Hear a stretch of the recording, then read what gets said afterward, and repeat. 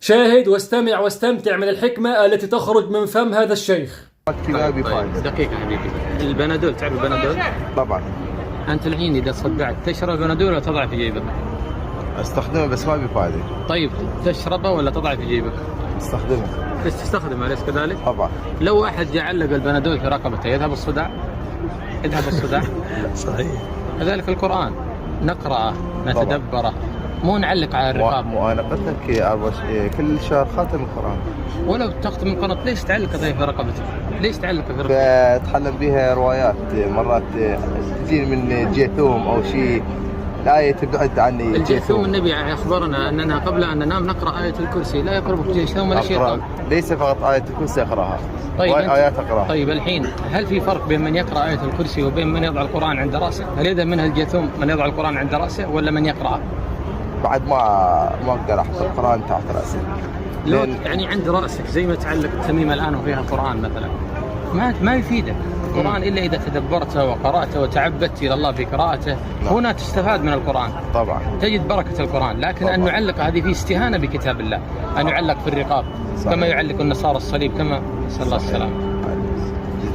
والآمين يا مصطفى. آمين يا رب. الله يهديك لما كان عليه النبي وآل بيت النبي والصحابة. منك الطلب إن شاء الله. تفضل. بس أقرأ سورة الفاتحة عن أم البنين. طيب سيدنا محمد عليه الصلاة والسلام زار المقبرة هذه؟ صحيح. هل قرأ الفاتحة؟ هو بعد كله هو بذاك الزمان. طيب هو قرأ الفاتحة عليه الصلاة والسلام؟ ذاك الزمان كله هو. طيب هو البلاد. سيدنا رسول الله هل قرأ الفاتحة في البقيع؟ قرأ الفاتحة؟ لست أدري. طيب النبي الله قال وما أتاكم الرسول فخذوه، نبينا زار البقيع الشهداء ما قرأ الفاتحة، ليش أنا أخالفه؟ هل أنا علمت ما جاء إلى سيدي محمد عليه الصلاة والسلام؟ صحيح. عليه الصلاة والسلام. هكذا. مصطفى أنت تريد مع النبي في الجنة؟ تريد مع رسول الله؟ طيب الله أعطانا الطريق، قال وما أتاكم الرسول فخذوه وما نهاكم عنه فانتهوا. طبعا. طيب. عليهم يقول لك الموت أشرف من الحياة ب1000 مرة، من أين؟ من كثر الخيانة والقشاوة وأي شيء.